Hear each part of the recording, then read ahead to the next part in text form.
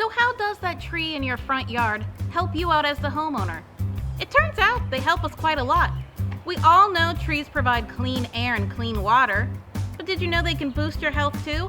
Just walking under one of these guys can lower your blood pressure and improve your mood. They also can save you a decent bit of money when it comes to heating and AC costs, especially in the summer. But we're here to talk about extreme weather.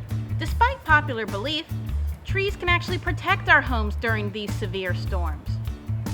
Trees are the experts at taking the brunt of severe storm damage, especially those native to this area where hurricanes are a common occurrence. The trick is, your tree has to be healthy. In this video, we'll talk about the signs of a healthy, storm-resilient tree and the do's and don'ts of taking care of that tree. When looking for signs that your tree might not be the most storm-resilient, there's a couple things to check up on. One such thing is a crack, such as this, between two large leaders, cavities that have significant rot, or even mushrooms or fungi at the bottom. These aren't necessarily a death sentence for the tree, but they should be monitored for increase in size and perhaps have an ISA arborist to check them out. Another thing that could weaken your trees from storms is the presence of vines such as English ivy.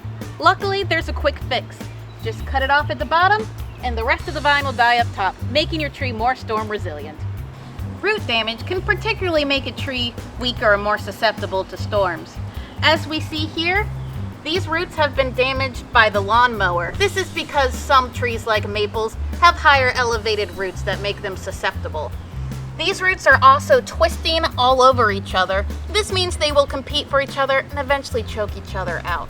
A way to remedy this, or prevent this, is to mulch the tree to its canopy line. This will prevent grass from growing and stop the lawnmower from doing this damage. One sign of a strong, healthy, storm-resilient tree is the presence of a root flare.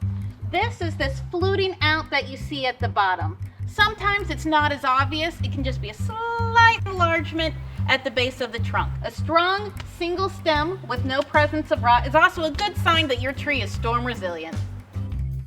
Even though in most cases, having multiple large trunks isn't a good sign, some species it's actually normal, just like with this river birch.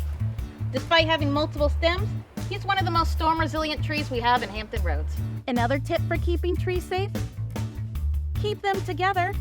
Trees like to be planted in groups, just like in a normal forest. This way, the stronger ones on the outer edge can protect the weaker ones in the middle. They protect each other from strong winds and strong rains or other threats that come from extreme weather. Think about it like a herd of elephants. The strong ones are protecting the weaker ones from any threats that come their way. In fact, these groupings can be extremely important. Studies have proven that neighborhoods with more tree cover actually have less storm damage. So it's a community effort.